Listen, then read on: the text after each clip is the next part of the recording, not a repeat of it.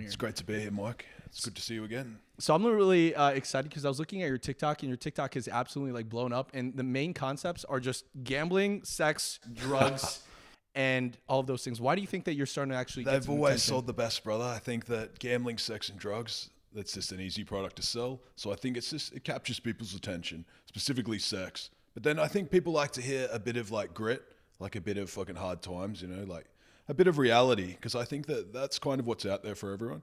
I think that it's something that's not really talked about.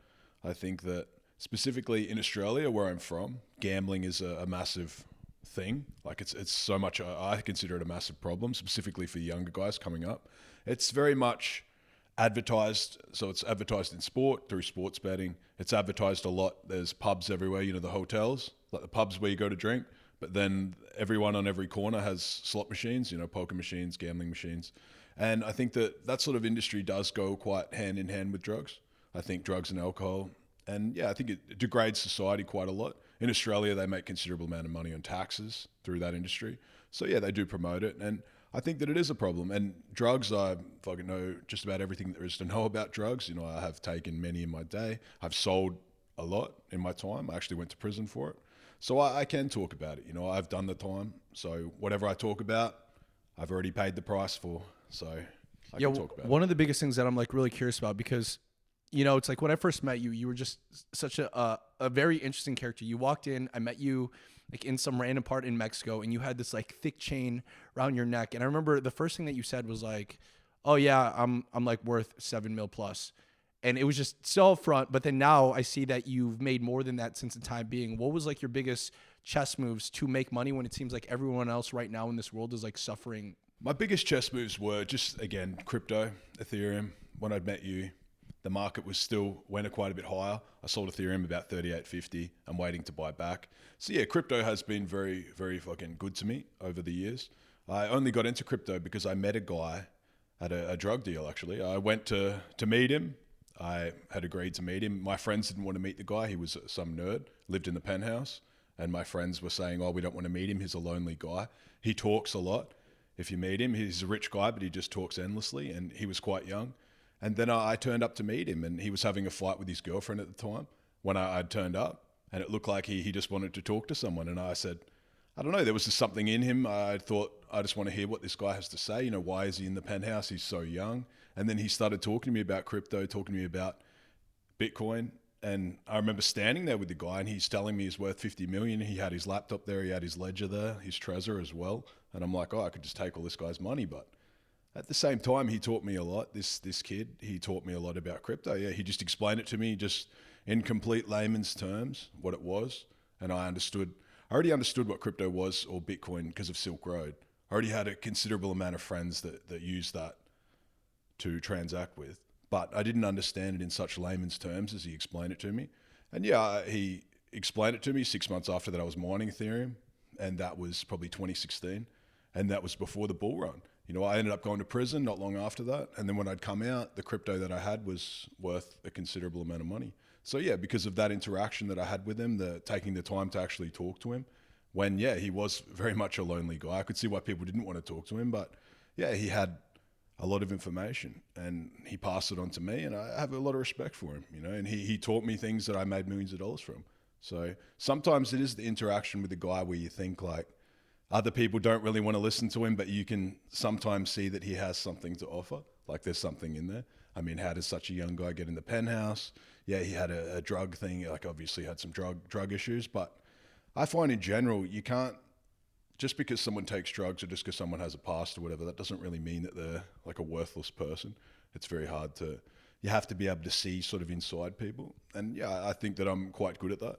And that has taken a lot of years, I guess, to develop, but it's been very profitable for me. I would say I'm crossed the 10 million mark now. It fluctuates because I still hold some crypto, which is getting trash at the moment. But yeah, it does fluctuate, but it's always, 9 to probably 12 million. But yeah, it's been a great market for me. I have several other interests. I have a real estate in Australia. I have shares in a business in Australia, a considerable amount of equity in that company. And yeah, it's a good life. The life that we live, we can travel, essentially do whatever we want. I mean, we met in Mexico. Here we are in Warsaw. We've been many places since. Yeah, it's a good life. One of the biggest things that I'm really curious about, because you have a lot of experiences, you've been through a lot of darkness, you've been a lot of pain and lessons learned, right? And now that you have the money coming in, you know exactly how much it's worth because you had a lot of sacrifice for it and it's made you who you are, right? But then you have these guys, make millions and millions of dollars in crypto. They have all this money, but they never actually had to suffer for that money. They never had to grow. They never had to become a person of value or substance or someone that actually deserved that wealth. What are your biggest thoughts of the people that are making millions and millions of dollars in crypto, and why is that necessarily not a good thing for them? I think that's a good question, Mike. I think that to a point, I've covered this once before, people that make millions in crypto, specifically if they're young, specifically if they don't have much life experience, I almost pity them because now they don't have any reason to develop a personality. They don't really have a reason to develop a base. They have the money, but they've kind of skipped to the end of the game. It's like snakes and ladders. They took the first step and went straight to the end. But the growth and the progress and the development of yourself is in that steps. Some of the fondest memories that I have are the dark times. Some of the fondest memories I have are working at McDonald's when I was 16. Hungry Jacks, the absolute shit jobs. Because I look back now and the contrast is massive. Like the low times are very low, but then the highs are massive. So I almost pity them, but I would hope that they use the money to develop themselves. I'd hope that they use it to develop a foundation. When I say a man of substance, I use that quite a bit. I talk about having a foundation. I consider that a foundational fitness that every man needs. A foundation where if someone confronted them on the street and punched them in the face, they're going to at least fight back. It doesn't mean that they're going to win, but it means like that they have boundaries and they have rules for themselves that they won't let other people breach. But I know nowadays a lot of guys have pretty much just flown in off the computer, specifically in crypto if they've made money, and they don't really have that. And now because they've got so much money, they can lean on their money so much that they can get good treatment from people, but they're only getting good treatment from people because they have money. And that means that every girl you meet, you're only going to have dollar bills to throw at it. She's not going to see you for anything other than like a cash machine, an ATM. And I think it's a pretty shit way to live. I think that no one wants to be like that. I've been to Dubai many times and I've seen a lot of the guys that do have a lot of money. Some of them have massive amount of inherited money. And I think that they do have they just don't have that edge to them. And I think it's almost like they try to overcompensate and try to make up that edge. Like I meet a lot of guys and they'll have some crazy backstory for how they got their money, but really it's just an inheritance or crypto or something like that. And I think people just need to own where they are. If you are a guy that maybe you bought Shiba Inu and you put 10,000 in and it turned into 10 million, just own that. It's nothing to look at and be like, oh, I'm ashamed of myself for making money, but you're here, but now you need to build a foundation. You need to build that foundational fitness. You need to work on your boundaries with other people, women and men. Guys need to have lines that people can't cross with themselves. I find now guys will talk a big game online or talk a lot of like general shit, but then they just let people just walk all over them in private. It's very hard for them to enforce boundaries. It's hard for them to say like what they like or don't like. If they meet a woman, it's very hard for them to say like, this is what I'll accept and this is what I won't accept. You can live within this framework, but if you don't like it, you can just fuck off. It's very hard for guys, I think, to do that. And if they can do it for a brief time, I find with women, the woman just expands their boundaries until she essentially just breaks out and then they can't continually reel it in. So yeah, I think that that's what I talk about when I talk about a foundation. I think that when you have a strong foundation or something like that, if you lose everything, if you lose all the money, you can only fall that far. So I learned that when I was a kid. I used to play video games. I was a professional Counter-Strike player up till about 19. I was 120 kilos of fat. My dad was very sick. He wasn't really like telling me what to do. I had gone to 8 schools when I was growing up, so I was always new. No one took me aside to be like, this is what you have to fucking do. I kind of figured all of it out myself. And as such, I think that I have a good position to teach guys. I think a lot of guys are pretty much coming in off the video games and off the computer and all that sort of stuff. And they do have a lot of things missing. And I think that if nothing else, I would like to offer another perspective. I think a lot of the perspectives online, like I've read a little bit of this red pill stuff or the other stuff, and it's generally coming from damaged men. Like it's coming from guys that are angry at women. And they're only angry at women because they have a lack of results. It's like business. I don't get angry at money because I have a lot of it. But if I have none, I know that when I used to have fuck all, I'd see the guy in the Lambo and be like, oh, look at this dickhead, you know, like he must have a little dick or something like that. That comes from a like damaged position because I didn't have money. Now I see someone in a Lamborghini and it's like, oh yeah, nice car.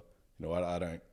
When you get an abundance, you can give compliments. You can look at someone's nice stuff and be like, yeah, nice watch, or like, you know, nice chain, or oh, that's a nice shirt.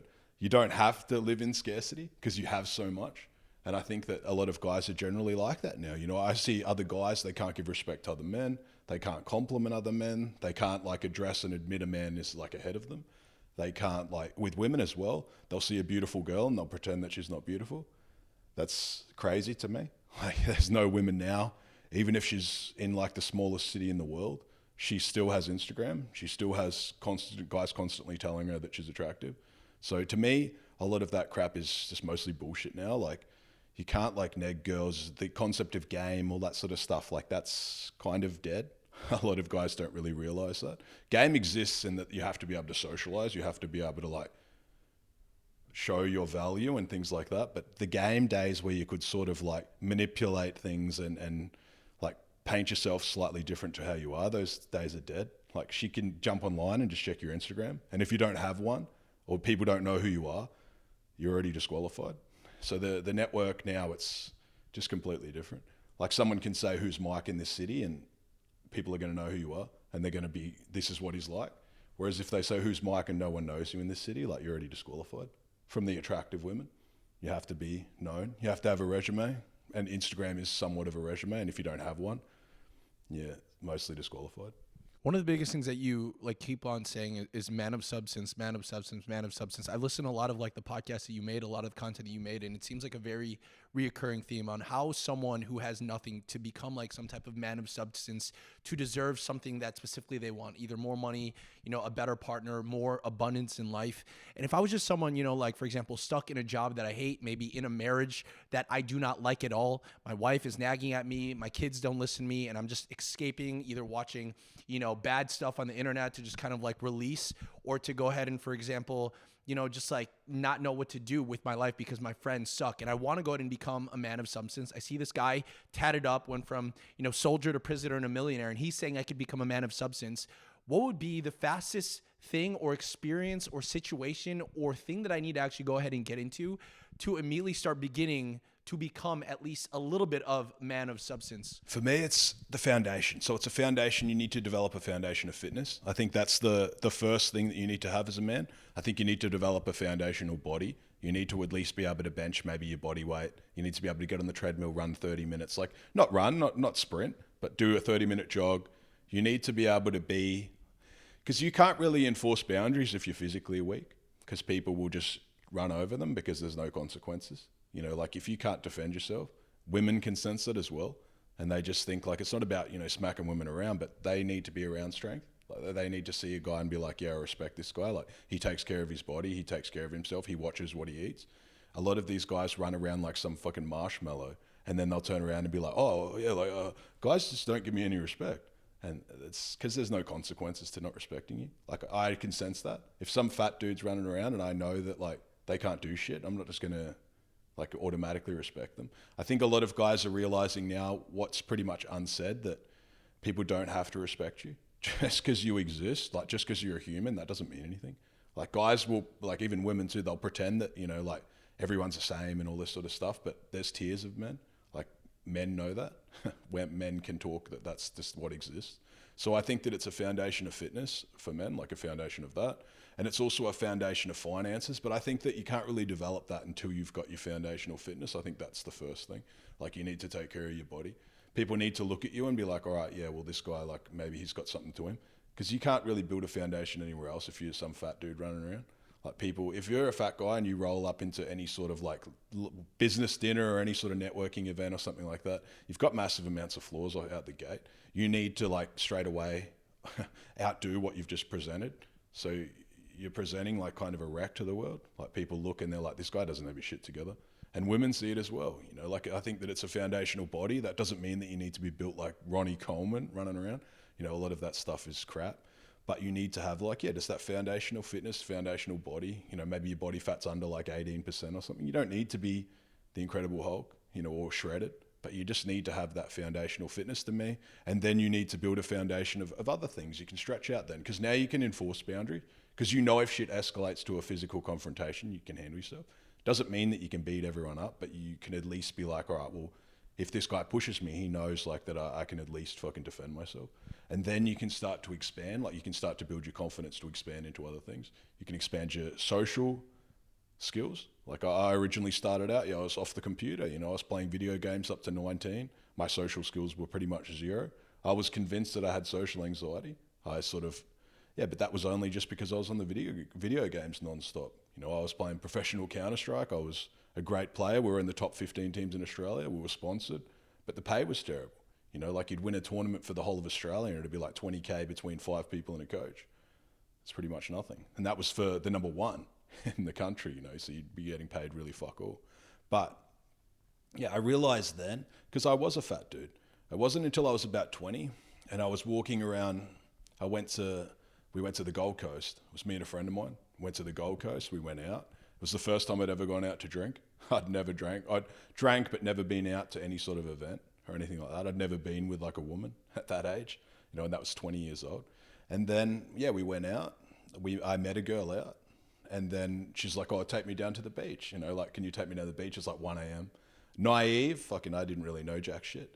I said, but by then I was somewhat fit. Like I'd lost a considerable amount of weight, but I was still extremely naive. I didn't have the foundation. I'd just been starting to get a foundation of fitness at that point, but I didn't have any other foundation. And then we walked along the beach and we got confronted by a group of like 8 dudes. And one of them and so there was 8 dudes and 1 chick. And then I remember like straight away I was like, well, this is fucked. Like I can't fight. I'm like in trouble here. And then I got assaulted there. I had my eye socket smashed. I had to get surgery. And then when I woke up from that, so I got eye socket broken, orbital blowout fracture. They said that the fracture was so bad that I almost died. Like once they opened it up, they said that the fracture was so deep. My eye, I still have double vision from it. So I still have the memory of like, you need to be able to fucking be aware. And when I wake up in the morning still, I'll get like the sensitivity to light in one eye. It'll take me like 30 seconds to a minute to wake up and open that eye. So it has rolled with me forever, but I think that that's the best thing that ever happened to me really. Because when I woke up, I just felt like I'm like, need to do more. Like I'm in danger. Like I was just walking around like pretty much walking around with like a giant lollipop in my hand. Like anyone could just fucking like take it off me at any time. I couldn't do jack shit. And then after that, I woke up, I had the surgery. And then probably 3 to 6 months after that, I got into security and started doing crowd control. So I started bouncing on the doors and moved my way forward with that. And then that taught me a lot about being a man. I didn't really know jack shit, but I was around older guys that were doing security and they were watching the doors, and I learned about camaraderie, teamwork, that many men, when they get together, can do a lot. Like you can accomplish a fuckload if you've got like even 2 or 3 dudes with you that are focused on the same thing. I learned that, the benefit of having a team, being a teammate, like protecting guys around you and building like a network of, strong men. I mean, none of us had jack shit. We were all getting paid fuck all, but we were physically strong like a unit. And then after that, I would join the army. And then, I would have a decent time in there. I would get out with a massive fucking injury. I had a bad drowning. It was like a helicopter accident. It was a simulator. But then I got stuck in the bottom of a pool and drowned, and I got out with fucking like a hypoxic brain injury, which means that it's from a lack of oxygen for a considerable amount of time. And then I had PTSD on top of that. And then, after that, I remember I was completely broke. I'd got kicked out of the army, PTSD. And then I went to do personal training. I didn't really have fucking anything else that I could do. And then, I got my certificate. It took 6 weeks or something. It wasn't long. And then I was working that job, and I had met a friend that worked at the counter there, worked at the front counter. We started going out. We both hated our job. We were both like, I'd train people, like people that were just quite lazy. They didn't really want results. They would sort of just come to me or come to sessions after just eating and like just generally fucking around.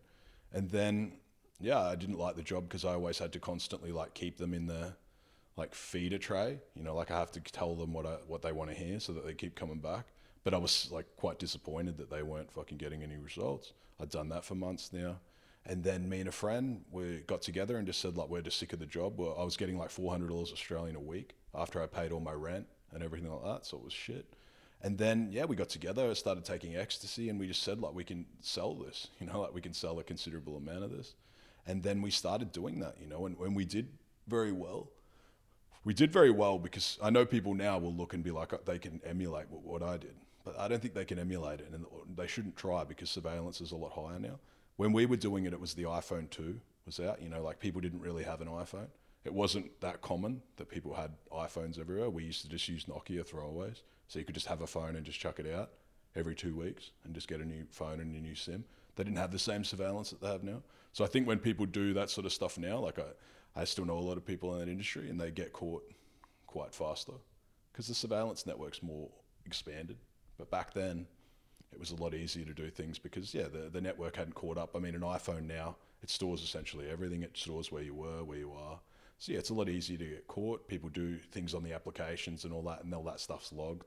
So, yeah, it is easier to get caught. But, yeah, we were selling ecstasy for a period of time, moved into selling cocaine, made a considerable amount of money. But I had a massive gambling habit at the time. So we were making big money and me and my friend were both gambling, like fucking constantly. We would gamble every single day. Stay up probably like 18, 20-hour days. We'd work a lot, but we would gamble like a lot of the day. So we'd be making massive money, but we would be gambling considerable amounts of money. Like sometimes we would gamble at least like a few K a day. Plus, it just depended on the time. So I find that in general, like if you don't have the foundation, at that point I still didn't have a considerable foundation. So if you don't have the foundation in place, even if you get money, you're still going to fuck it up. I had the foundational fitness, but I didn't have the foundational mind at that point. What was the biggest pain that you experienced that made you actually fix the fitness part of it, right? Because I'll see a lot of people that are overweight or obese, and they're like, yeah, I'm going to lose weight, but the pain isn't big enough, right? The pain hasn't outweighed the pain of actually losing weight, right? And like when you see people motivated and go towards something, it's because they have to run away from pain and towards pleasure. But the pleasure in their mind is, the cheeseburger or the cake is still more pleasurable than the pain of actually like staying fat, right? So in order to get out of being fat, like you need a pain that's even bigger than being overweight itself. So I'm really curious, when you were a professional Counter-Strike player, you're like 19 years old, you're 120 kilos. What was like the most painful experience or the painful memory or the painful moment that you realized actually, no, like it doesn't matter how hard it is to be at the gym. It doesn't matter how much I feel like I'm dying at the gym or all this pain that I have to experience because it doesn't relate to this pain that I now am running away from.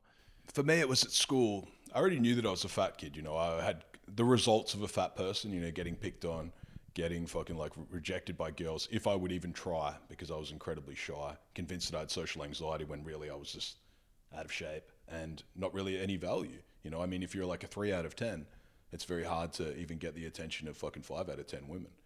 The attention of the girls that you could get at that point, no one's really interested in. But for me, I had a massive event where I was at a Counter-Strike event. So we'd gone to a tournament and played, and we didn't win the tournament. I think we finished like 5th or something. But then photos came out from the event, and they put photos online of me. And then I saw the comments, like people were writing. It was like, I think it was MySpace or even before that. But it was like, we had like, I think it was IRC as well. We had like a massive chat room where people would talk, and then we'd have like Counter-Strike room for Australia and people would talk and do all that shit. And people were posting the photos of me on there and being like, look at this fat fuck. Like, look, this guy, yeah, he's a great player, but he's like a fat fucking mess. And I didn't have any money either. Like, so my clothes and that were like very poor person's clothes. I had essentially no money. Like when I was playing Counter-Strike, it was just love for the game. Like it wasn't something that you get paid well for. So yeah, I got pretty much like publicly humiliated on there. And then I remember at first I was like, well, fuck them, like I was in massive denial. But then one day I remember it had gone on for days, like probably a week or something. And then I just said, like, I don't want to, like I'm fucking 19. I don't want to live to be like 60 as a fucking whale. Like I don't want to be a wreck, like running around. And then just remember I got on the bodybuilding forums. It's like bodybuilding.com forums. This was back then. There wasn't YouTube. There wasn't like fucking massive bodybuilding groups. Like that was the one, but it was a lot of like the bro science stuff where guys just sort of repeat what works for them. No one really knew exactly how things worked. No one knew a massive amount of stuff like that. And then I remember I just said like, fuck it, I'm just going to starve myself. And I did. And I went from like 120 kilos to like 80 kilos in 1 year. But then the 80 kilos that I was at, I was so weak that when I first went to the gym, I couldn't even bench the bar. Like I'd bench the bar, but I failed at like 8 reps. So I was fucking incredibly weak. And then not long after that, I'd learned about steroids as well. And then I started selling them ultimately from a very young age. I started selling them in my early 20s, started importing them, the powders, and making them myself. And then, yeah, I learned all about the gym, learned about steroids, about fitness. I learned from other men once I started getting into the gym. The gym was a massive cheat code for me because back then too, it wasn't like the commercial gyms now where you go in and you can stay kind of invisible. You know, you can go during like weird hours. A lot of these social anxiety dudes, they'll go to the gym at like the deadest time and then tell themselves that they just like it when it's quiet, but they don't like to be around people. My day, there weren't 24-hour gyms. You had to go and it was always busy. So I learned to be around dudes, and I remember going in there and I just felt like really uncomfortable. Like guys are benching what I would assume was big weight then, but now I would be like, yeah, it's pretty average. But at the time, it's an intimidating place. I walked in, there were just big fit dudes there. Even if they weren't fit, to me, they were very fit because I hadn't really been around that. I had just walked in off the computer. You know, the guys that I was around were pretty much passive. And then I started to see men that were direct. That's what changed the game for me. I learned the best way to be a man is a direct man. I think a lot of guys now, they're very passive. They're passive with what they want. They don't just express what they want even with a woman. They think that if they do fucking like 50 nice tasks that they're going to get laid. They think that if they do like, they go in a roundabout way, like a sneaky way to try and sneak in, like they'll pretend to be the chick's friend. They'll pretend to like fucking hold doors open for girls, but it's solely to like get her interested. That's another scarcity issue. Because when you're in massive abundance, you can do that. Like you can compliment girls and that you don't have an ulterior motive. But I think a lot of guys in general with women, they do things, but it's solely to get laid. Like they'll do chores for a woman. They'll do like fucking take on shit like lend her money and do that sort of stuff. But then secretly they attach all these strings. And then even if it does happen that they get sex, like they get laid or something from it, the chick thinks like this is just like a business deal and she doesn't enjoy it. Because if you're obligated to do something, like if you love your job, say you go to work every day and you love it so much for the first 2 months, but then you realize it's now an obligation. You're like, I have to fucking go. Every morning I have to get up to go to work and I don't want to do it anymore. Like it starts to lose its interest versus something that you only do when you want to do it. And I think that happens with a lot of guys with sex with women. Like they try to pressure her or like put her in a bad position by doing a bunch of fucking tasks for her. And then she's like, well, I don't want to do this anymore. And then they start to get massive problems because she thinks that it's like a reward instead of something that's made to be enjoyed, which it is. So guys fuck up in that regard. They fuck up in a bunch of regards with women, really. And then they fuck up a bunch of regards with business. You know, a lot of guys in general, they just don't give respect to other men, specifically men that are above them. And then they'll wonder at work, like, why they don't get promoted. Because if I'm a person's boss and he's not signaling that he's going to subordinate or he's not signaling to me that he's like below me, I would never promote him because I think that he just wants to compete with me or he wants to fucking like make me look bad if he ever gets risen up next to me. So I'm going to keep him down incredibly low. I think that he's a threat. So a lot of guys in general don't break themselves to guys that are above them. And then they'll wonder why they fucking like stay in a junior position or at best like middle management. Because you have to play the game, you know, like part of the game is this accepting your position in life, being self-aware. It wasn't until I started going to the gym that I realized like how fucking like low I was. Because I was around computer nerds, you know, like I was around guys that were not that far from myself. I mean, in the regard of nerds, I was still quite low because I was very fat. So I could still get picked on by the nerds. You know, I started from a fucking very low place. So yeah, I realized later on that it pays to be direct as a guy. If you want something, you're best to just fucking say. The worst thing that can happen is you get told no. The days of like the indirect guy who will just drag things on for years, like it's like sales, right? Like if you're going to get rejected, wouldn't it be better to get rejected quick so that you can do constantly like source new deals? I learnt that selling blow and selling fucking gear. I only want people that are interested in the product. I don't want to like fucking like talk to someone for an hour and then they turn around and they're like, oh yeah, I don't even want this. You know, like wouldn't I rather just talk to them for a brief time and get through like 20 people? What kept you going when the pain was too long? Like, I want to know like the mental conversation that you would have with yourself as you were going, because I mean that's like pretty confronting for anybody. You know, most people they want to lose weight, but then they can't get over the fact that okay, actually there might be a year or two where you literally have to feel so freaking insecure about yourself because everyone else is literally shining the light that you are obese, that you are unhealthy, that you aren't in good shape, and that they almost it almost feels like they're laughing at you. Maybe they are, maybe they aren't, but it's this mental chatter that you tell to yourself. So I'm really curious, like on a day-to-day basis, what was like your mental chatter and what would you speak to yourself every single time you would go ahead? Because I could assume that it's almost like two conversations. One where it's like, oh no, I can't do this. I should go back, play games because the pain is less there. And then the other one. So I want to know what those two voices were like. What was that conversation like? And how the stronger one allowed you to keep on going when things were hard and when most people would have quit. I always felt like for such a long period of my life, and I've felt like that many times, where I've been in prison, I've almost felt like for probably 10 to 15 years of my life, I felt like I'm always doing things and that tomorrow will be the day that I can enjoy it. Because before that I was a fat dude, so I was a fat nerd. And I always felt like almost like I was in a cocoon, waiting to come out as the butterfly. And it's fucking like that, like it's a massive price that you have to pay. Like if you've let yourself get to where you're like 300 pounds, except that you're going to be at least 1 to 2 years before you're back to like a range of where people will actually treat you like a person. A lot of times people are like massive weight and they think that they're just disrespected constantly. I remember when I was a fat dude, people don't really treat you like, they don't take you very serious. They don't treat you very well. And it's just the subtle disrespect as well. Like you'll go to work and you can just tell people look at you, you never feel comfortable. I remember I'd be in public and I would just never feel comfortable. I'd have clothes on and my weight would always be changing too, like fluctuating like 10 or 20 pounds. So clothes would fit one week and then the next week they wouldn't fit so good, So I remember just being out and just always being socially uncomfortable. Just, I know now when I go out, I can wear pretty much anything and I look good. But back then I didn't really have the money that I have now. But even if I did, I was the weight where I couldn't really fit the clothes that I would have wanted. So I think that you just have to accept that you've gotten yourself in a place like this and there's going to be pain to get out. But pain for 1 or 2 years is a lot better than pain for the rest of your life. Life is generally like, that's where the fucking, like I'd say being a man of substance, the substance is built in the pain. Like it's built in the dark times. A lot of people have no substance because they're running away from the fucking pain. They're distracted. They're on fucking Netflix. They're on YouTube, but watching just garbage. They're watching crap that only reinforces the darkness in their own head. A lot of guys watch this content that is very negative. Like they'll watch a lot of red pill crap that hates women.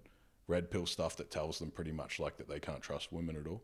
Red pill stuff that tells them like half the marriages end in divorce, which maybe it's true in the West, but half the guys or more have no boundaries. They can't enforce jack shit. Like a woman can just steamroll them constantly and they can't even set a frame on the relationship. They can't even set any boundaries or like rules. And then they wonder why things fall apart. Like a lot of guys just, they just have a lot of problems. In general, I'm talking to men. Like I know that women comment on my stuff, but my stuff is for guys. It's not really catered to women. I'm only talking, predominantly to the men. I see guys, I've been in the positions that a lot of them are in. I've had times where I was sitting in prison. I was sitting on parole. I was sitting in prison for almost 2 years. I was in an army hospital for 14 months, 24 hours a day. A veterans hospital with fucking like people that have massive issues, massive PTSD. Couldn't really like do much. I was just there. And then, almost 2 years in prison. So I've had 3 years of waiting. And after that, I had nearly 4 years parole. So I've done the 7 years of waiting, and before that I was waiting because I was a fat dude. I was waiting to be in shape so that I could enjoy myself. So I've spent probably nearly 10 years of my life waiting, and now it's been waiting for a result that was brilliant. I mean, now I can do whatever the fuck I want. I'm in shape, I'm fit, I have massive boundaries, I know exactly who I am. But that was a strong process of sort of accepting the pain. Like I come to sort of love the pain, because I know that I can take a lot and then I can push it out into other things. Like I can accept a lot of pain and then I can make it into things that fucking benefit me. So I never really, once I was 20, I stopped shying away from the pain and just accepted that it's a part of life. What was a lesson that you learned exactly how to set boundaries? Because you have like really strong boundaries with men, with women, with the people around you. It's like people know exactly when they cross your line. But again, that's like the end result. People don't see like the beginning, the 120 kilo Counter-Strike professional player that was like, heavy and fat and all of these things. Was there like a specific moment where you experienced where like the pain was so deep that you had to go ahead and learn boundaries? Was it a specific moment? Was it in prison? Was it in, when you were in the army? Which was like the defining moment where you realized, actually, I have to go ahead and figure out what boundaries are? And then how did you get really strong boundaries thereafter? There was a massive moment for me to establish boundaries. I had bad psoriasis when I was a kid, so I used to get this fucking dandruff from here to the back of my head. It would be on fire. We'd gone to like fucking many like, I don't know, what are they, skin specialists or whatever, and they hadn't really been able to do much back then. They didn't have a lot of products and we didn't have a lot of money. My parents did try to make it better, but we couldn't really fix it. And then, yeah, so I'd go to get the bus, and when I was lining up for the bus, there'd be like two dudes specifically, and they would rub all the dandruff out of my head while I stood in line waiting for the bus, and it would be through my whole fucking shirt. So I'd be covered in fucking dandruff. Like for the drive home, my head would be on fire because they've rubbed it. And I remember I would just catch the bus and I'd be like almost like frozen on the bus because I just felt like I was a massive victim. Like I felt like I couldn't do fuck all. And then I remember I would get home and then I would just go and sit in my room for like hours and just think about it. And I remember thinking like one day that I would be strong enough to like stand up and be like, get the fuck off me. And I remember thinking just the pain of regret. Like it would be worth 1,000 beatings because I used to go home and I would just feel fucking terrible. And it was like a pain in the soul. Like it wasn't just a pain like, it was just a massively deep pain. Like, and it was like a stench that almost just couldn't get off me. I felt like just a massive coward. And then it wasn't until I started going to the gym. I still had really no boundaries at that point. But then I built that foundational fitness. I got assaulted. Then when I woke up, had the surgery, I started working in security and I started seeing men that have boundaries. I started seeing guys where like they won't just let people run them over. Like they won't just let people like tread on them. And then I went to the army and it was the same. The army, a lot of the army is reinforced, like developing yourself, like developing boundaries, developing strength, but also not so much about strength, but being able to project your voice, being able to sort of like maneuver the world into what you want, being able to teach other people how to treat you. Because people learn over time. Like it's not really something that if you're a guy with zero boundaries and suddenly you want to turn around and like act a certain way, a lot of people will try to put you back in that pen and be like, oh, you've changed, man. Like, what are you doing? You're not like this. That's not who you are. And guys that have let it go with women for so long, maybe they've got a wife that just steamrolls them at home consistently and they feel like shit. They don't even want to go home. They sit in the driveway and fucking like think, how am I even going to face her in the house? Like a lot of guys specifically in the West, they go home and it's like they're going home to like a competitor. They don't even have a partner. Like they walk in the door and it's just like they're competing, they're fighting, they're fucking like trying to posture for who's running the household and all this stuff. And it's just not healthy. And then if a guy's in that position, he's just going to have to, I have a strong belief that if a guy's in a bad position like that, he needs to make a stand on one specific issue with his woman. Like he needs to say like, if she fucking is disrespecting him in this regard, maybe it might be something small at first. Maybe he doesn't want to watch a show that she wants to watch and she watches it fucking constantly. And he needs to say, like he needs to be like, I don't want to watch this shit. And then he knows that's gonna, and then she'll be like, try to fucking steamroll him like she always does. But he needs to say this is unacceptable and continue on it. And then at some point, if it keeps going, she'll be like, he's willing to walk away from the relationship and he has to stick to it. A lot of guys don't understand that boundaries aren't something that you just enforce in 1 second. Like it takes a considerable amount of time. Specifically, I've seen guys who were dorks in school. I went back to a reunion once with a friend of mine and he was a fucking like very tough gangster. And I went back to his high school reunion with him one time. We were already in the area and they were having a reunion. So I went there with him. And then I saw that he's like, yeah, I wasn't a popular kid in school. And now he's fucking extremely dangerous. I remember I went in with him and guys were still treating him as though he was this fucking dork from back in like school, because that's all they remember. I mean, it took took maybe an hour before they realized everything had completely changed. But that's just how people are. Like if you've been a certain way around people, it's going to take a long time to fucking like change them. They're going to probe and push at you for a long time to see if this is real. And you may get into confrontations. A lot of guys, I think in general, are just terrified of a confrontation. They don't know what to do. Like they don't know what they'll do. They either get so angry that they explode, or they get so angry that they like explode internally and fall apart. They don't know that not every confrontation needs to end in a fist fight. Like most times it's just you saying that it's unacceptable. You don't need to confront someone. You can still walk away, but you need to say your piece. You need to say like, I don't like that. Like if some guy, a lot of guys will have friends that just disrespect them consistently, or disrespect them in front of girls, disrespect them in public. Guys I've seen, they'll go to a like event or something or a club, and then a guy will hit on their girlfriend and they like a friend, and they'll still consider that guy a friend. Like that's completely unacceptable.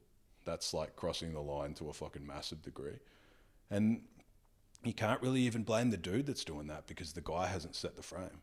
You know, like he's let so much shit go. That's not something that just happens within 10 seconds. A lot of things have fallen over for the guy to get that confident and be like, yeah, I can just talk to this guy's girl. Anything goes with this guy.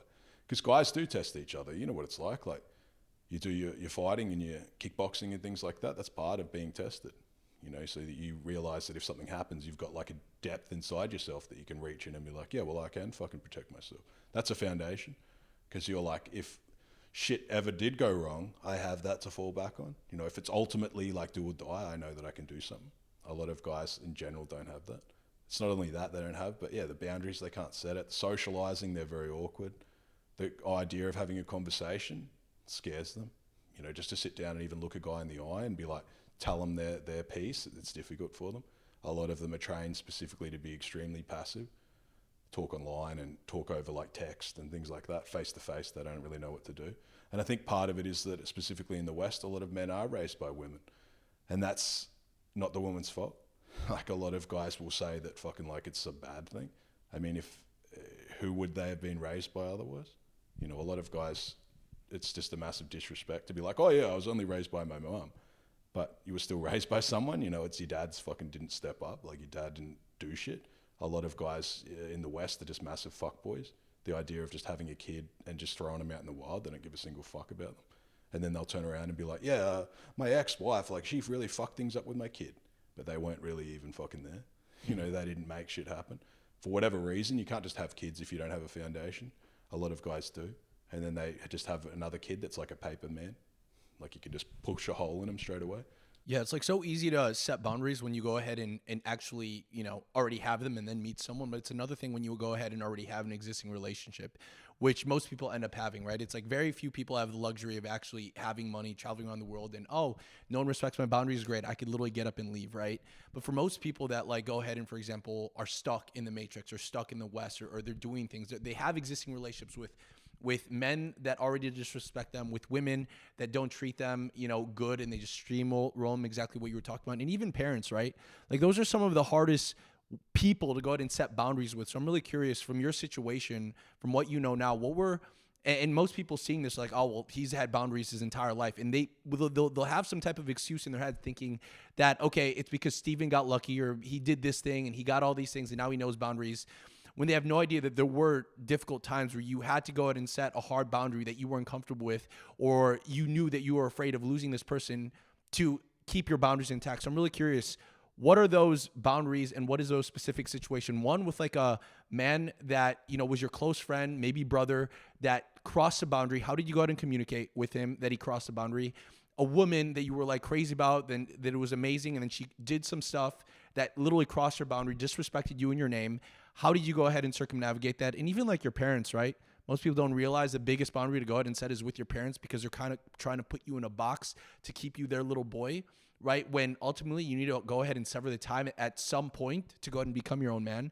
So yeah, I would like to know like personal anecdotes and stories of how you set certain boundaries in each one of those things, and the biggest lessons you learned from those. I'm glad that you said that with the parents. I think that the parents one is the ultimate boundary. It's where it all can start. You can't set boundaries if your mum and dad are still influencing your life to a large degree, because you're still the little boy. It doesn't matter if you're 40 years old. If you're still calling mummy every fucking minute and you still got dad calling, you're not your own man. It's very hard to be one, because they're still having a considerable input in your life. Even if it's just, they only want, for men specifically, your parents want you to be safe. They want you to be like, you know, safe and secure, and they have a vision of you from when you're a kid, and they still think, oh, I have to protect my little boy. And you might be 30 years old and they still think like that. You know, I still have, my mum sends me messages. She's got good fucking the best intentions.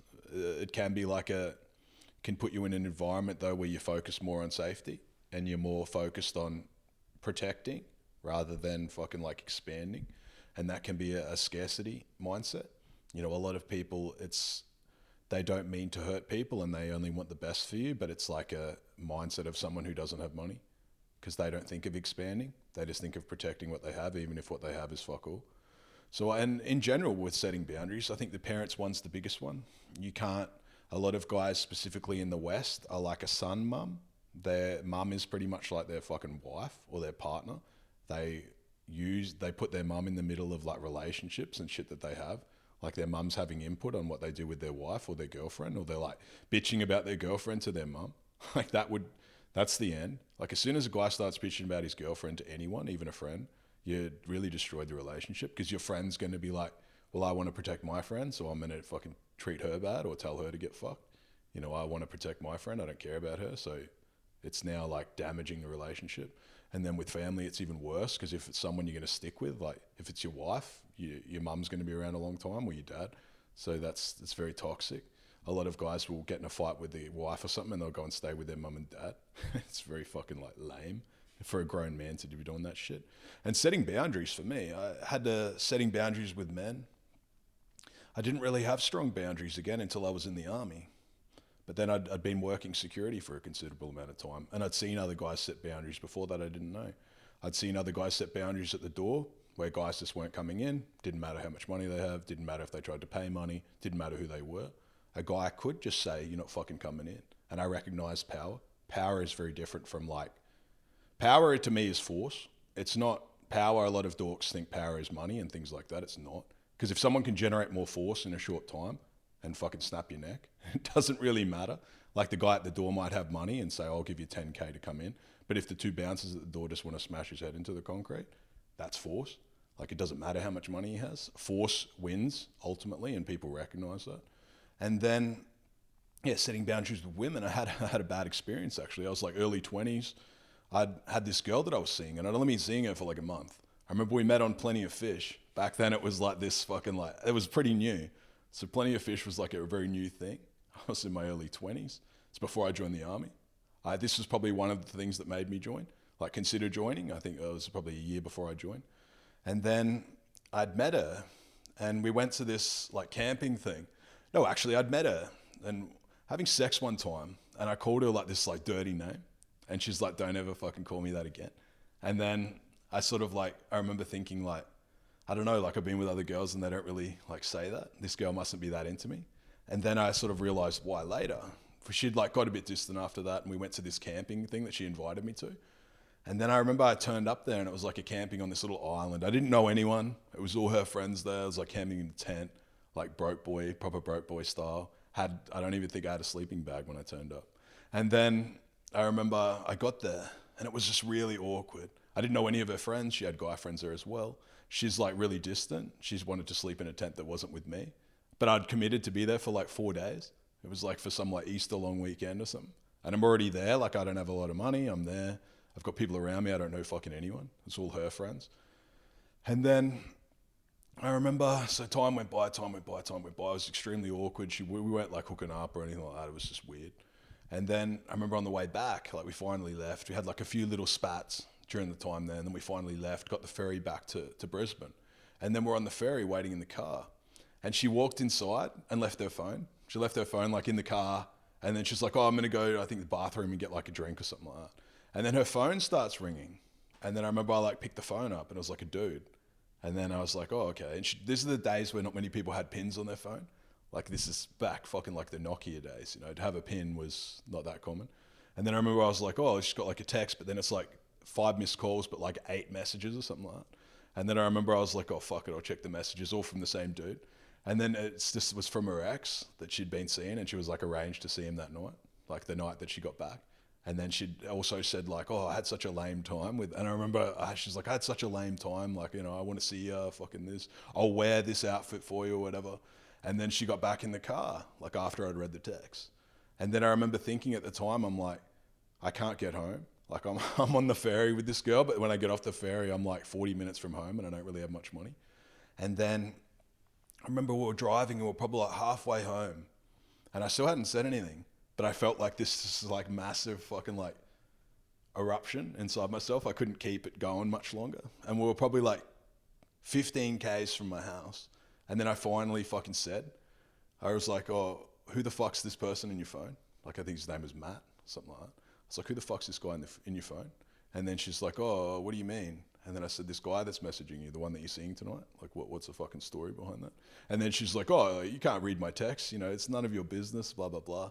And then I remember I was like, well, like, why did you fucking bring me? Like, why did you bring me to this fucking thing? You're just wasting my time. Like, pretending that things are going to continue forward, and you're just essentially wasting my time. And we had a bit of a spat, you know, it wasn't like a major one. But then I remember I was like, she's like, oh, do you want me to drop you home?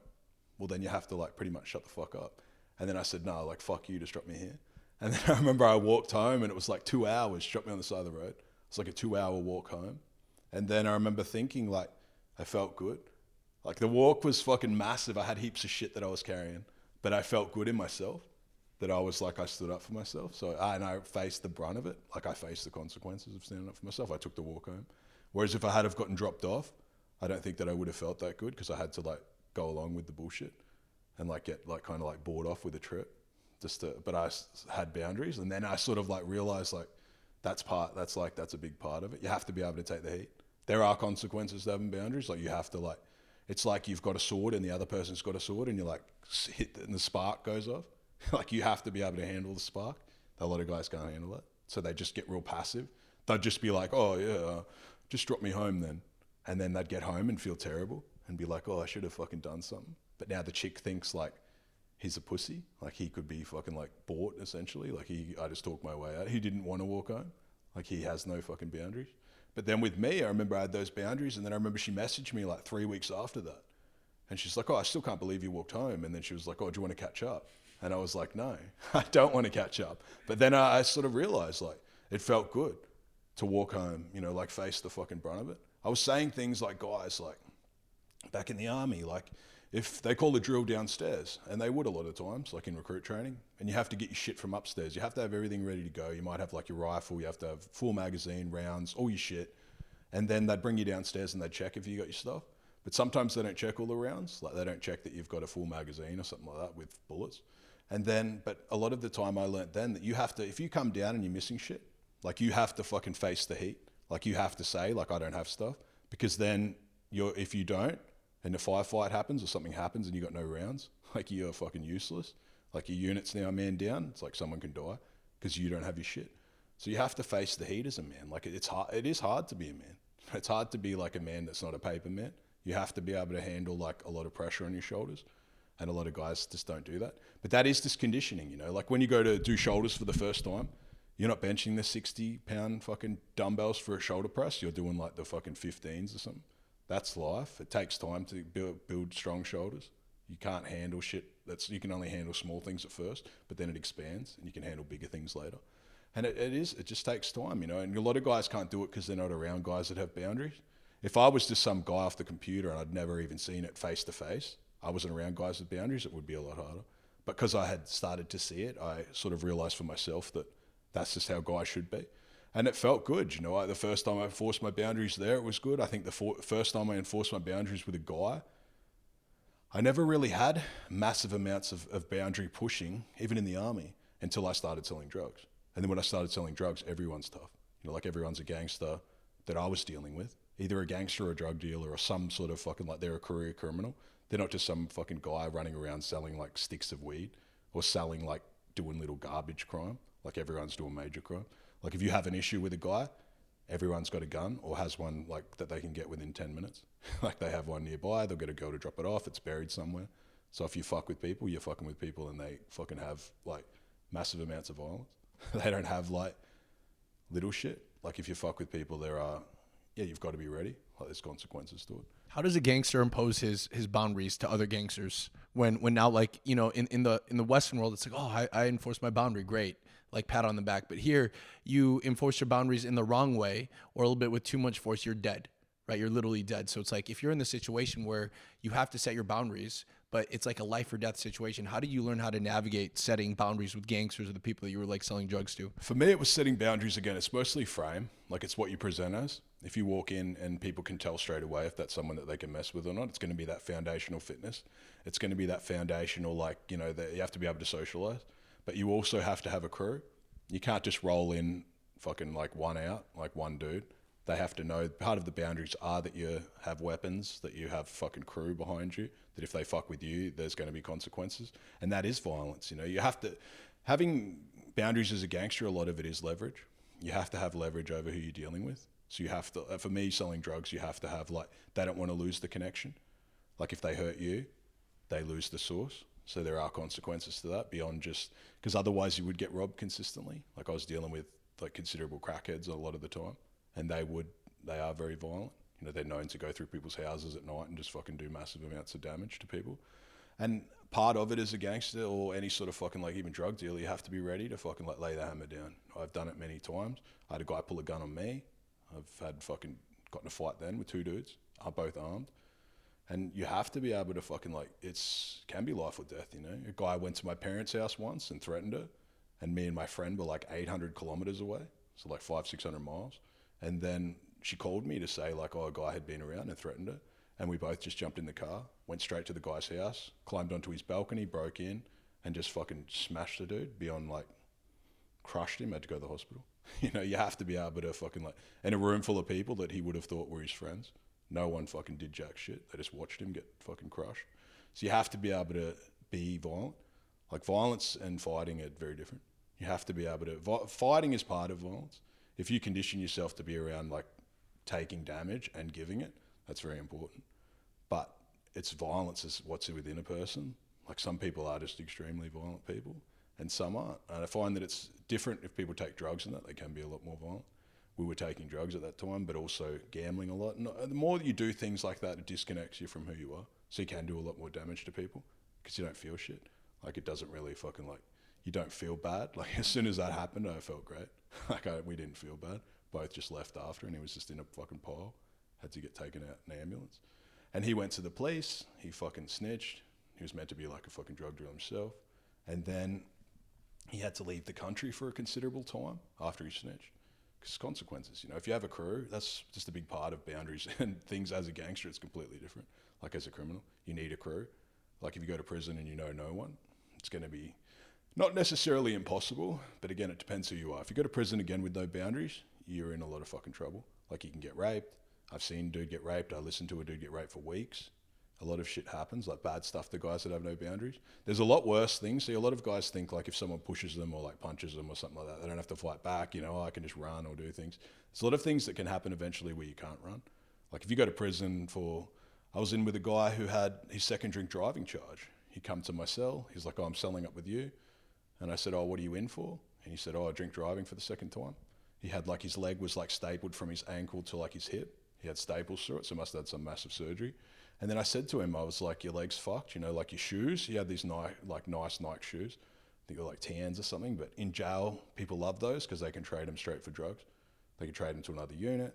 They can move them around for like Suboxone, this Subutex. So it's like a plastic coating of a synthetic drug. It's very small and people take it and shoot up and snort it and things like that. But that's what they trade it for. And I said to the guy, I was like, your shoes, like there's this specific guy in the unit. If you take your shoes and you give them to him, everyone will leave you alone from then on. Like he'll be like, oh, this guy showed me respect. Like I'll fucking look after this dude. And then he told me like, nah, I'm not going to do that. You know, like I don't want to do this shit. You know, he's like 40 as well. He's like, nah, I don't want to do that. I'm just going to fucking like wear him out. And then I remember I was on the phone. I was outside on the phone and fucking, I saw the guards running through the unit. Like you can look out, looked in, saw the guards running through the unit. And then I was like, oh, fuck, like it must be a fight. And I wanted to look in, because as soon as there's a fight, you have to look to see if you guys are in a fight. If you guys are in a fight, you have to fight. That's the rules. Doesn't matter if it's 1-on-1 or you've got 3 of you guys are fighting one dude, you have to get in and fucking like be a 5-on-1. It's just the game. It's not like fucking like some boxing match. But then I looked in and saw like the dude was on the ground. And then I like looked in and was like, oh, what the fuck's happened? Like someone must have taken his shoes. But then as I walked in more, I saw like just this massive pool of blood. And it was just the biggest pool of blood that I've ever seen. And then he was on the ground. He's like unconscious. And then I looked down, like I was standing near him. The guards are like, fuck off, like get away. But I was still like probably like 2 meters from him. And then I saw like his leg had opened like completely. It looked like a piece of fucking like, I don't know, opened up roast beef. And then there's this blood fucking everywhere. And I remember thinking like this dude just doesn't fucking listen. Like, cause obviously people have taken his shoes. He doesn't have his shoes on anymore. Someone would have said, give me your shoes. And he would have been like, no, I'm not fucking doing that. And then someone would have just smashed him. It's just the way that it goes. People think that like a lot of guys in general will be so caught up with right and wrong, like some fucking moral crap that they live by. But a lot of that stuff doesn't really matter. Like in the wild, like if you go to prison, being right doesn't mean shit. It's just who can generate the most force. And that guy realized that, like someone generated a fuckload of force on him. How did you learn lessons about power and knowing exactly where your position was in terms of like the hierarchy in, like, for example, jail, right? Because we talked about boundaries, we talked about position, we talked about power, we talked about understanding where you are in the hierarchy and accepting that that is your role, that is where you are right now, and not having an ego about it because your life could literally be handed to you on a silver platter, or your leg could just start looking like roast beef, right? So when you came in, you were a tough guy out of the streets or on the streets. Now you're in jail, and here's a completely different network of guys, people more dangerous than you, people that have more resources, more leverage on you, and you are a guy that also has them himself, but you need to understand where you were in like the food chain, right? How did you identify where you were, and how did you not only, for example, like align yourself with the right people, but also did it in a way where you didn't have to like suck up, where you were still someone that was respected? Because in other ways, people just go ahead and find the strongest person and they literally just become a yes man doing whatever it is that this person says, which that guy's not a man of substance because I can't go and trust this guy if he's just telling me things that I want to hear instead of things that I needed to hear. So how do you, knowing nobody, going to jail, how do you kind of find your way in the social hierarchy and position yourself for power? I think for me, it had always been something that I'd done since school. You know, I was in 8 schools. So when I was walking into new classes, I'd been to 8 fucking different cities in 9 years. So I was always the new dude going in. I always could recognize who was popular and who wasn't. And then I'd been in the army before that. So I'd been around thousands of men in all different ranks and structures. I'd been around many, many, many gangsters. So I knew how people acted when they had power. I knew people, I can tell people who have real power and people who have pretend power, like it's fake. I can tell people that generally have respect versus someone who is either being respected because they have money or drugs. They're very different, how people get treated. And as such, when I walked into the units for the first time, you know, I think that it's not so much that I knew people, I did know people, but I knew people in certain areas. I knew the right things to say. Like if someone says, do you fucking like, I knew most of the fucking like prison rules that were unspoken because I had a considerable amount of friends in prison, or ones that had been to prison and told me what to expect. So I knew a lot of and then when I went to prison, I went to the local prison. Like I was still within my like big city. So again, there were people that I'd either not really known everyone there, but when I went to a unit, I would know or know of at least a few of the people there and not the fucking like deadbeats. So I think part of it that was good for me, I didn't have a considerable amount of enemies when I went to jail. I never had like charges that I had to hide. I had a DV charge, which can be fucking like problematic, domestic violence. But I never said that I didn't fucking do it. You know, if guys would come up to me and be like, is this true? I'd say, yeah, it's fucking true. I was always like ready to face the fucking heat. And a lot of guys, I think once you do lie, that's it. Like if you lie about one thing, they assume that you're lying about fucking everything. And that's the way that it goes in jail. Like you will get there. And when you first walk into a unit, the door shuts behind you. There's no guards. Like the guards are behind, like the guards will take multiple minutes to get in if they even want to come. You're on your own and it's just a massive room. There's no like little pods that you can hide in or something. You're just around fucking 80 dudes straight away. If they want to get you, they'll get you immediately.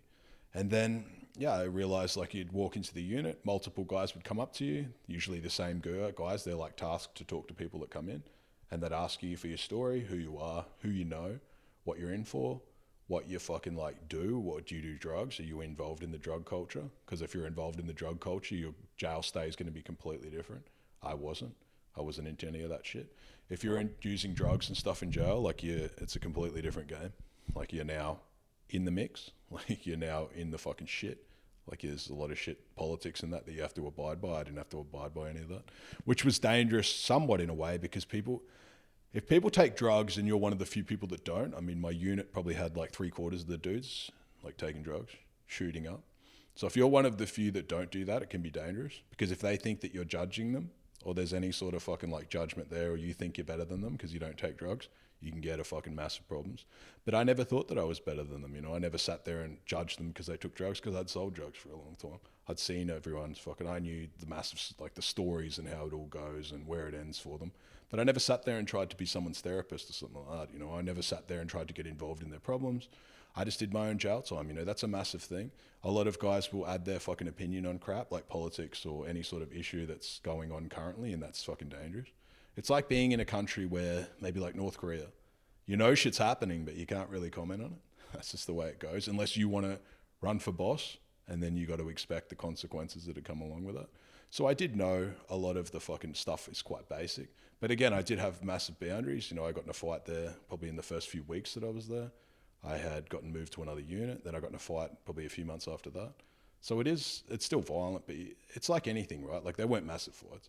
I did have a dude that said he was going to kill me in there, turned up with a knife, but it didn't really escalate beyond that. You know, like you do have to have fucking boundaries in there, because if you get in a fight, they're massive fights. It's not like fucking one-on-one. If you're going to win, it can turn into a 10-on-1 like very quickly. You've got to know the power dynamics. You know, you've got to know if you're fighting a guy, who else is jumping in, why are they jumping in. I learnt that the hard way, because I got in a fight with a dude. A guy was taking Milo out of my Milo fucking jar. You get like this little fucking, like out front of your cell, you get like this little like pigeonhole, and you can put your shit in it through the day that you want. And I had Milo. And then fucking I put my Milo up there, and someone come to me like when I was training, I think, and said like, this guy's taking your Milo. If they didn't tell me, I wouldn't have given a fuck. But because they've told me, I have to now do something. I can't let it go, or they'll be like, he didn't do jack shit. Like, and now it's going to fucking like progress into a massive fucking problem. So then I confronted the dude. I was outside. I was doing squats. And then I saw this dude laughing, like he was sitting down laughing. And I just made it into a thing where I was like, are you fucking laughing at me? And I told him to get up. And then we got in a fight. It was like just back and forth. It wasn't like a fucking massive fight. And then guards came out, broke it up. And then I got sent back to my cell. They're like, yeah, just go fucking like separate you, lock you up in your cell, lock him up in his cell, decide who stays. Usually one stays and one gets fucked off to another unit. And then a guy that I was selling up with, like my cellmate, comes up, knocks on the door, and he's like, you got to fucking be ready when you get out. Like the guy that you fucked with, like he was meant to be bringing dope in, like from visits. So now that shit's not happening. So you're fucked. Like you're now fucking got heaps of cunts that are after you, like right now. And then I remember I looked out, and there was like this guy, who's probably like, I don't know, maybe like 300 and something pounds. And he's like, you're fucking dead. Like he looked up from I was there sitting in my cell, looked up, looked down from the landing and saw the dude, and he's like, you're fucking dead. And he had like another dude with him. And then I remember thinking, I was like, yeah, he's going to have a fucking knife. And then, yeah, what they do is, so the cell doors pop, but the guards don't open them. It's all automatic. So I was sitting in the cell, and what usually happens is the cell doors all pop and they just open individually, but the guards aren't out. Like there's still no guards there. They just open automatically. So what happens is guys just rush the guy in his cell and stab him. And then once they get you in the cell, you can't fucking do anything. Like it's very confined, and there's no cameras, so they can do whatever the fuck they want to you in the cell. And then I remember thinking, like I had made this Milo, like a knife out of a Milo tin already. So you could take the top of the Milo tins, they had like the massive ones, and you can fold it on the toaster. I had this idea. You could fold it on the toaster and snap it in half. And then it's like a fucking, like it's a very sharp piece of tin, like a katana blade almost. They're very fucking, it would surprise you how sharp it was. I think it was like a razor blade. And then I had that, and then I was like, all right, well, I'm fucking ready for when the door opens. They were both waiting at the top of the landing by then. And then they went to open the doors, like they opened the doors one by one. And then they got to mine and skipped mine. And then they come through the speaker and they're like, Bell, like pack your shit. You're fucking getting moved to another unit. The other guy's staying. And then I think like that, I think that I do have something watching over me. You know, that's not my only close call. I've had a few fucking like massive close calls. I had a guy pull a gun on me. I had a guy pull a gun on me, try and take me down to a car park to shoot me. And I got in a fight, forced a fight with him, and fucking like essentially got away from being shot.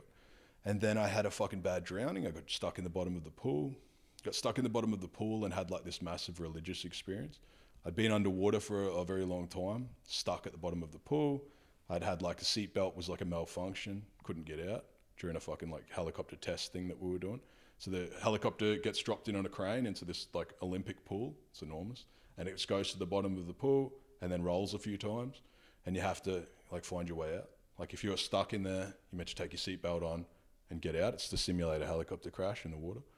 And then, so we'd got to the bottom of the pool. Someone next to me had missed their breath, because you take a massive breath before you fucking like, it starts to go down. So it hits the water and then it sinks slowly. And someone in front of, like beside me, had missed their breath. So they panicked and jumped out early, and they threw their seatbelt off and it wrapped around my head. So as the fucking got to the bottom of the pool, I realized I took my seatbelt off, and realized like their fucking seatbelt was wrapped around my head.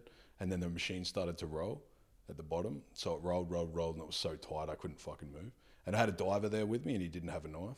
He didn't have the fucking knife that they were meant to have, so they couldn't get me out of the machine. And they had to lift the machine, but by then I'd been passed out for a massive amount of time.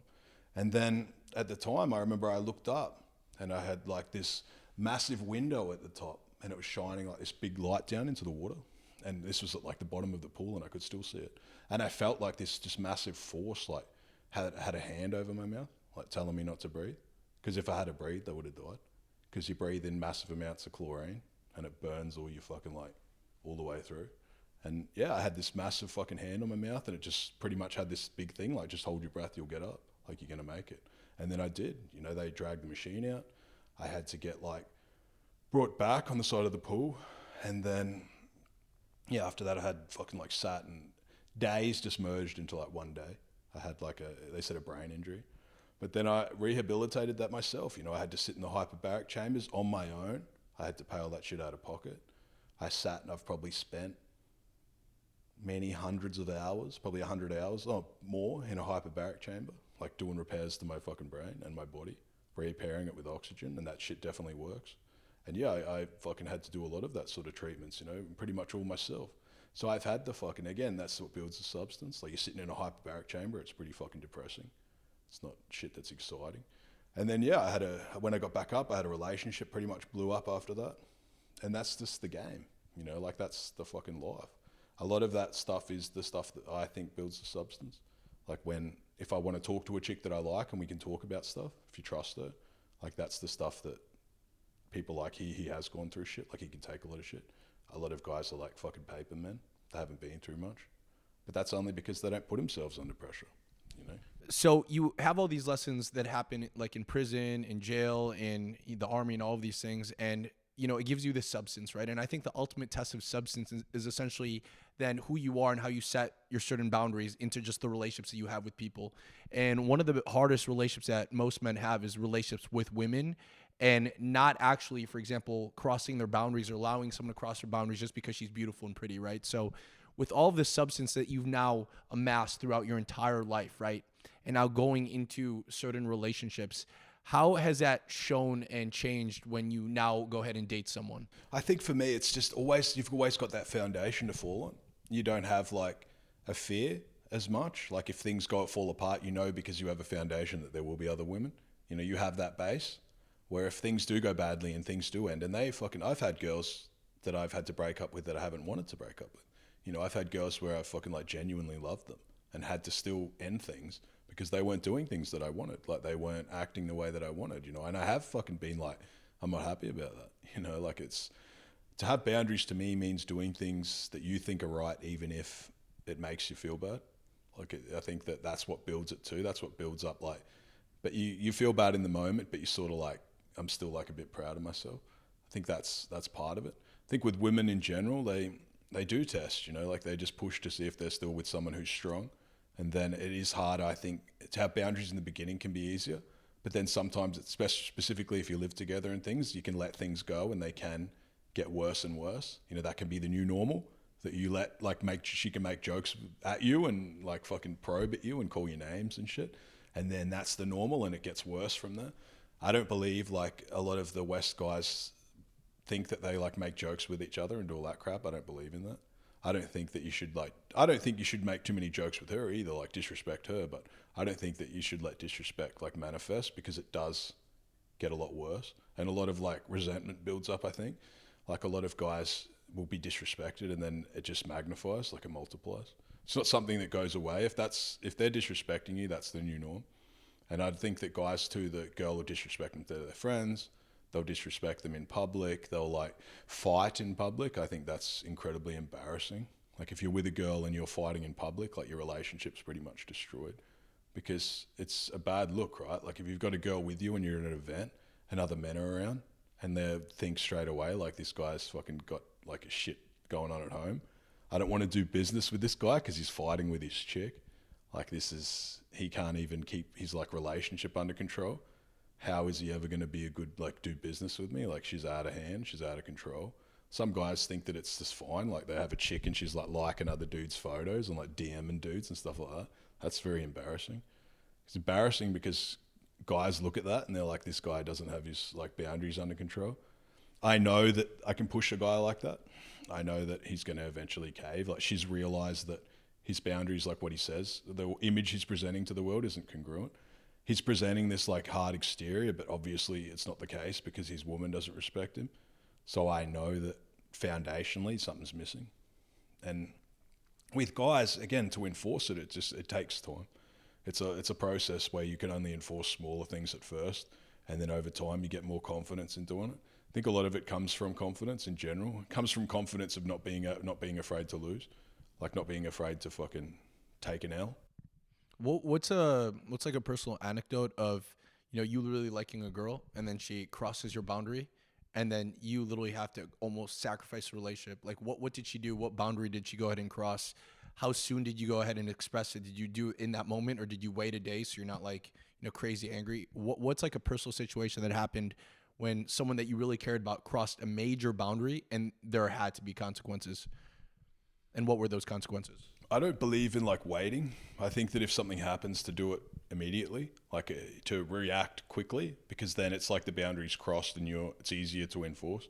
The longer you wait, they think like he's thought about this, he's like planned it out. It doesn't hit as hard. But yeah, I have had times where girls have disrespected me just with the language that they've used. I had a thing once where I had a girl and she would talk about her ex, like talked about her ex to me once, like something that she'd had sex with the dude in some like building, like in some, she's like, yeah, me and my ex had sex here once. And I was like, that's fucking like extremely inappropriate to tell me that. And this was a girl that I was seeing, but I wasn't like in a massive relationship with, but I was seeing, you know, she had potential to be in a relationship. And then I told her that I didn't fucking like that. And then she mentioned her ex once more, or that he had texted or something like that. That's a massive boundary to me. I don't like any girl that talks to her ex, any exes at all. I think that that's fucking like very inappropriate, because I know that if a girl's had sex with a guy once, it's very easy to have sex again. And not only that, I know that the guy looks in and he thinks like, I've got the one up on the new dude because she still like keeps me in the win.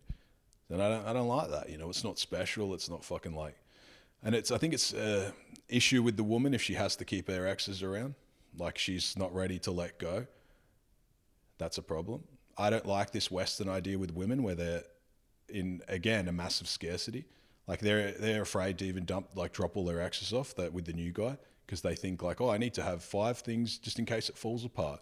A lot of girls in the West, if you ask them to write you a letter of what they like about you, they wouldn't even be able to do it. I've had a girl I asked to do that once, and that was in the West, and she's like, oh, but like you could keep it and show people like if we break up. I'm like, I don't like that. Like it's a massive scarcity. They're already thinking of the worst possible outcome at the end, but they're also thinking of like the outside perception. I don't like a girl if I tell her to wear like fucking specific outfit that I like. If I was like, wear this dress and she didn't do it, like she wouldn't wear it out, that's a massive problem for me. Because I don't like, if I'm with a girl, she should value my opinion above everyone's. Her family can be like a very close second, but I still think that I need to be number one. And that's the way that it is with me. That's what I accept. I don't accept less than that. And I know that's not for everyone. You know, I don't sit there and say like fucking that I'm for every girl, or that every girl's like just infatuated with me, because it's not true. I know I'm only for a specific girl, but that's fine. You know, I know my target audience, and that's the one that I generally do target. You know, I'm not trying to get with like every girl on earth. Yeah, man, that's like really, really good stuff, because I mean, I've seen how you are with women, and you were like so kind, you were so nurturing, you're so caring, right? So people go ahead and they think, oh, you know, crazy boundaries, got to go ahead and enforce the hammer and go ahead and do this, and my woman will respect me. And most men will like take this and maybe even misunderstand it and just think about it as force, right? But it's almost like that dynamics of give and take, of value, of okay, this is what a man's supposed to do in a relationship, this is what a woman is supposed to do in a relationship. And that's one thing that I really look up to you on, in just how you go ahead and set these boundaries, right? Because some people could go ahead and see this and be like, oh, he's setting boundaries, so he's so selfish and he's only thinking about his situation. But I could attest to that how you set boundaries, generally the people that spend more time around you, they generally become better people. like just even noticing the way that you use words, even in our crew, right? Because now we have a crew here. It's like really cool because everyone can fight, everyone makes money, everyone's like charismatic. No one's like going ahead and, for example, fighting over women. There's an abundance of it, right? And just how you call people out. Like we have this one friend who wanted to go ahead and stop drinking, right? And we were all talking, and I was just like joking around. And I learned a very big lesson that you taught me that day. And I was like, oh, so what are we going to do if you don't go ahead and, for example, be to your word? Because in my mind, I'm like, okay, we have to go ahead and hold this guy accountable. And if something goes by, like as a brother, we would want to make sure that he needs to like learn a lesson. And in my mind, that was assuming that he was going to go ahead and cave. But you said something that literally hit me so hard. And it was such like a good lesson because it was just one sentence, but it made me realize exactly the frame that you want to have around people that you want to go ahead and travel with and be a crew about it. And you're like, oh, he won't do that because that's not the type of guy he is. And even just you saying that, like I remember it hit me and I was like, I was just quiet for just a little bit after that. And just literally made me realize like this guy, man, he literally brings out the best in like his crew. He has boundaries, not just for himself, but for his friends, because if he has boundaries for himself and he wants to get to a higher level, he has that same, for example, boundaries and expectations for other people. And I literally saw him, man. It was like so crazy. Like in my mind, I'm like, okay, we have to go and set a frame that, if there is a possibility that he doesn't do it, then we have to go ahead and talk about, okay, like what are things that you're going to do if you don't go ahead and do it? But in your mind, you didn't even have to second guess. You knew that, okay, I'm spending time around this person. He said it. He's a man of his word. The moment it's spoken, it literally becomes a reality. And I wouldn't be hanging around with him if he wasn't a man on his word. So there's literally no other option for him but to go ahead and, for example, do what it is that he said. And I had no doubt in my mind. And that literally floored me, man. I was like, whoa. And most people don't realize that these boundaries doesn't necessarily mean, you're a selfish person, or these boundaries doesn't mean that your life is better and everyone else has to kind of like tiptoe on eggshells. Generally, like I've seen how you are in boundaries with men and women. And I already noticed, the women and the men that spend around like a lot of time with you, they're naturally like elevating because you hold yourself accountable to the same extent that you hold the people around you accountable. And it's just something that I've noticed really good in how you set boundaries. Yeah, I appreciate that. For me, it's just, you've got to be what you say. That's not to say that I'm fucking perfect or that I keep my word every fucking minute, because sometimes I say things and realize I can't deliver on what I've said. I think that it's just about accepting accountability and responsibility for what you say and doing your best to make it happen. Sometimes I've put myself into deals where I'm like, I can do this, and then it gets close to the heyday and I'm like, fuck, I don't have enough time. Like I can't make it happen. I have to tell them that I'm not fucking like able to deliver until a later date. And that's just the way that it goes sometimes. I think that you can only say things if you yourself are living it.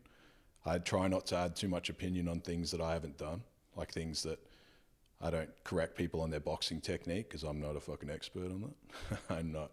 So I only stick to my own lane generally. I think that unless they come to me with, and there's no other expert in the room of that specific topic, maybe I'll add my opinion, but it is just an opinion. It's not something that I've lived or done. But I think, in general, I know the crew that we've got. I know that what they're all capable of, I think. And I know that it's all at a very high standard. I know what they can deliver on. I think that there's a lot of them are younger guys and exceptional guys already, but I know that when they're my age, they can be well and truly beyond me. Same goes for yourself. I know that you can be well and truly beyond me, and I'd be very proud, to see that take place and take shape. I think that it's definitely in all of your futures is very bright. And I think that a man's job specifically as he gets older is to be a beacon. Not a beacon if someone looks in. Sometimes it's a beacon of what not to do. Like sometimes people can look at me and be like, these are the things that I don't like about him. And that these are the things that he's done that I don't want to ever emulate. And there other times can be like, I like these parts of him, I have friends and you'd be the same. You don't like every single thing about them, but you still like the person and be like, as a whole, I like massive parts of them. And there are some parts that I would never want to emulate or that I don't want to like for myself. And that's fine. Like a lot of times I think guys, they think that they have to like and fucking love every single part of a person to be a friend. It's not the case. Like, 'cause as you get to know people more and more, there are parts of them where you're like, he's not good in that specific field. But that doesn't mean that they're like a bad person or that they're not a friend. Because guys are constantly like improving and they're still like fluid.